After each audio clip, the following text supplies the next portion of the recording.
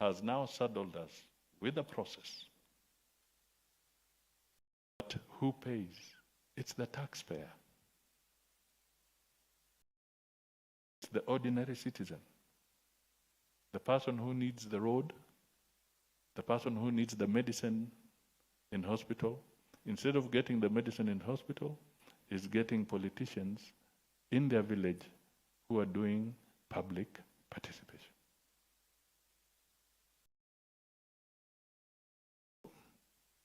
Perhaps in this conversation, we now need to reopen a debate here, a broader debate, that in the whole philosophy, particularly in the context of Kenya, we develop a rational ceiling. We have some parameters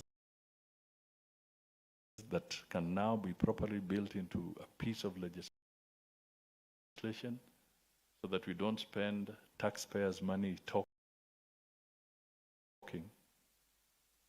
as opposed to delivering service, so that they are part of what we are doing, because you also don't want to impose things that they don't want.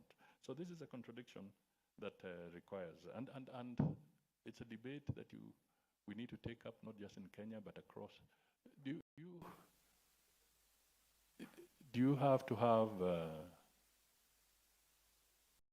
for instance, what would be wrong if you merged public participation during the legislation and the statutory instruments? Why must they be separate? It's the same law. Why do we have to have the process twice or thrice?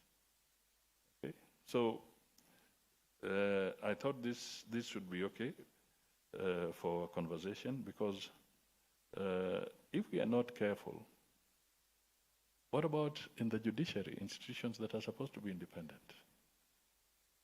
Would you then now start calling for public participation before a judgment is delivered in a court of law? So we need to perhaps start putting rationale to this space. But it's important. I'm not saying that we should not have that frankness and whatever. I was just saying it's a constitutional requirement for us, but we need to rationalize it. I don't know what the experience is in other countries. The other thing that I just want to point out is that it is good for accountability. Then we need to look at conflict. One of the excuses I had given, because I think I was supposed to have joined you yesterday, or is it earlier today? And I said I was not sure because under IGAD, I was supposed to be part of a team going to Juba, because the crisis is escalating again in South Sudan.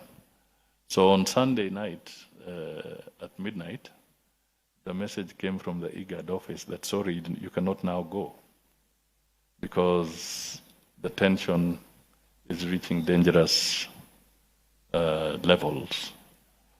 So I'm here today. But conflict, what is fueling conflict? What is happening within governments that conflict